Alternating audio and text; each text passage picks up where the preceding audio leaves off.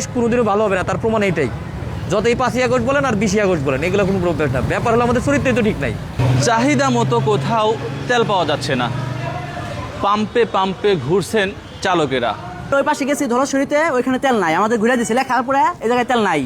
পরে আমরা পদ্মা ওইখানে আইছি, ওইখানে আপনার সিরিয়াল অনেক, এর জন্য বলছি গুড লাকতে পড়ি, কিন্তু গুড লাকের আগে এখানে আপনার পাইছি 300 টাকা সর্বোচ্চ দিছে। কর্তৃপক্ষ বলতেছে 200 টাকা বা 300 টাকার উপরে তেল দিবে না। যাবো এক জায়গায়, এখন আমার ওই পরিমাণ তেল যদি না থাকে তাহলে তো আমি সমস্যায় পড়বো, সবাই সমস্যায় পড়বে। অনেকে চাকরি করে, অনেকে ব্যবসা করে, এক একজন এক এক কাজে নিয়োজিত।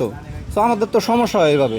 কোথাও সর্বোচ্চ 200 টাকা, কোথাও সর্বোচ্চ 300 টাকার তেল মিলছে। ভাই আমরা 200 টাকার তেল দিতেছে ভাই, আমরা 1000 টাকা আমরা ফুল ট্যাঙ্কি নিতে চাইতেছি, কিন্তু এখানে তেল আছে কেন তারা বলতেছে তেল নাই। ঠিক আছে, আপনি 200 টাকার তেল দিতেছে, আমাদের দরকার আরও বেশি। ঠিক আছে, তারপরে তেল দিতেছে না, এটা কি কারণ আমরা বুঝতেছি না। এটা আমরা প্রশাসনের দৃষ্টি আকর্ষণ করতেছি।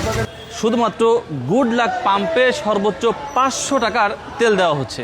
আমাদের ফুল ট্যাঙ্কি তেল লাগতো, কিন্তু আমরা 500 টাকার পাইছি, চাহিদা মতো পাওয়া যায় না। আমাদের ওই পিছনে পাম্পে গেছিলাম 200 টাকা দিয়েছি, আর এখানে হলো 500 টাকা, মোট 700 টাকার। কিন্তু আমরা আর কি দূরে যাবো, তো এর জন্য আমাদের পোষায় যাচ্ছে না। চাহিদা মতো তেল না পাওয়ায় ভোগান্তিতে পড়েছেন চালকেরা। ভাই টাকা দিয়ে তেল নিবো, তেল তো দিব নাকি? এটা সিন্ডিকেট শুরু করছে ভাই। তেল চাইছি 500 টাকার, 200 টাকার উপরে তেল দেওয়া যাবে না, তেল দেওয়াই নিষেধ। পেট্রোল, অকটেন ও ডিজেল 3 ধরনের তেলেই সীমাবদ্ধতা তৈরি হয়েছে। আমাদের একটা সমস্যা আমি যদি খুলে বলি আপনাদের, যুদ্ধ লাগছে ইরানে, বাংলাদেশের কি এখন পর্যন্ত তো বাংলাদেশে এশিয়ার তেল কিন্তু বন্ধ হয় নাই। মেইনলি তারা ঘোষণা করছে ইরান কি হরমুজ প্রণালী দিয়ে যে ইউরোপ এবং আমেরিকা ইসরায়েল কেন্দ্রিকগুলো বন্ধ করছে। বাংলাদেশের ইস্যু তো না এখনও। তাহলে আমাদের কেন, আমার দরকার 500 টাকা, আমি 500 টাকা তেল নেবো, কেন আমাকে 200 বা 300 টাকা তেল নিতে হবে? অবশ্যই আমাদের একটা ব্যাপার খেয়াল রাখা উচিত যে আসলে এই দেশ কোনোদিনও ভালো হবে না, তার প্রমাণ এইটাই। যতই 5ই আগস্ট বলেন আর 20ই আগস্ট বলেন, এগুলো কোনো প্রবলেম না। ব্যাপার হলো আমাদের চরিত্রই তো ঠিক নাই, দেশ কীভাবে ঠিক হবে ভাই? তেলের সংকটে চালকদের পাশাপাশি শেষ যন্ত্র যারা পরিচালনা করেন তারাও বিপাকে পড়েছেন।